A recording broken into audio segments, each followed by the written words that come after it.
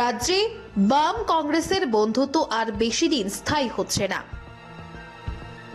নতুন বছরের গোড়াতেই ফাটল ধরবে বামগ্রেসের সম্পর্কে। লাল বাড়ির সংঘ ত্যাগ করবে সাদা বাড়ির নেতারা। উদ্দেশ্য আসন্ন লোকসভা নির্বাচন। লোকসভায় পৃথকভাবে প্রার্থী দেবে রাজ্য কংগ্রেস। রাজ্য কংগ্রেসকে সবুজ সংকেত দিয়েছে এআইসিসি।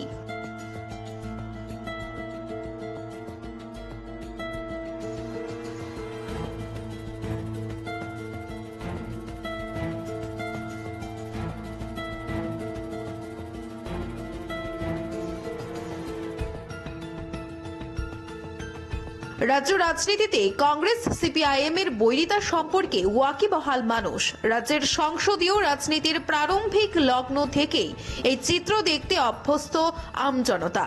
2015 সালে বাংলার বিধানসভা নির্বাচনে কংগ্রেস সিপিআইএম জোট করেছিল।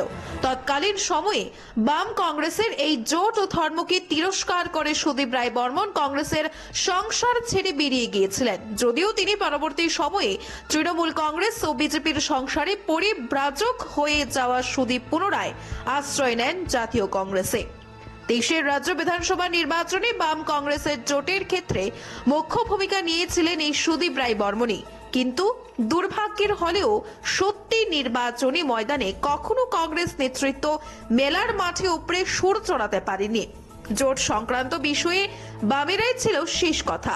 ধনপুর ও বক্সনগর দুই কেন্দ্রের সদ্য সমাপ্ত উপনির্বাচনেও কংগ্রেসকে আমল দেয়নি সিপিআইএম।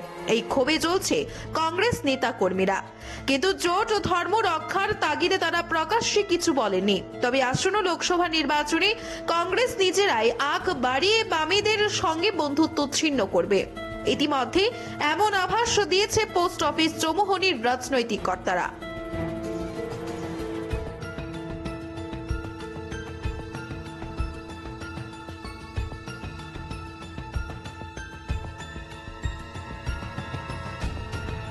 প্রদেশ কংগ্রেস নেতৃত্ব স্পষ্ট ভাষায় বলছেন 24 লোকসভা নির্বাচনে তারা বামেদের দিকে চেয়ে থাকবে না। কংগ্রেস নেতৃত্ব নিশ্চিত আসন্ন লোকসভা নির্বাচনেও বামেরা একাই 2টি আসন প্রার্থী দেবে। এক্ষেত্রে কংগ্রেসকে কোনো চান্সই দেবে না, তাই বসে থাকবে না কংগ্রেসও। আসন্ন লোকসভা নির্বাচনে পৃথকভাবে লড়াই করার জন্য কংগ্রেস প্রস্তুতি শুরু করে দিয়েছে। সর্বভারতীয় স্তরে কংগ্রেস এখন মজবুত স্থানে আছে। আসন্ন 5 রাজ্যের নির্বাচনেও কংগ্রেস ভালো ফলাফল করবে, বরং চিন্তায় আছে বিজেপি, বলছে কংগ্রেস নেতৃত্ব।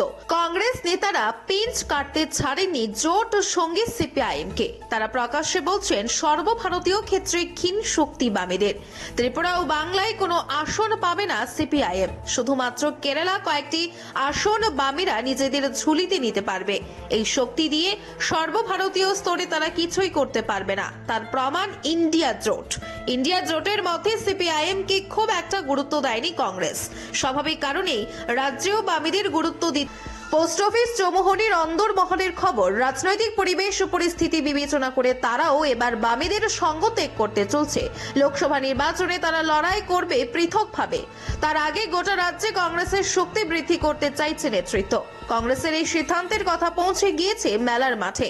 ইতিমধ্যেই নাকি সুদীপ রায় বর্মন ও প্রদেশ কংগ্রেস সভাপতি আশিস সাহা এআইসিসির নেতাদের সঙ্গে এই সংক্রান্ত বিষয়ে বৈঠকও সেরে নিয়েছেন।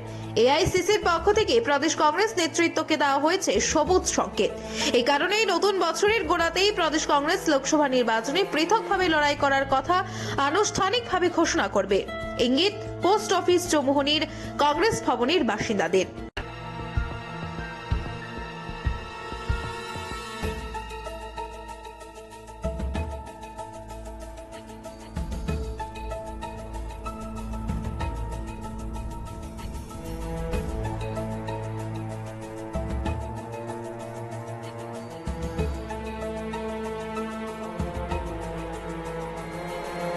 Bureau report, JM24 news.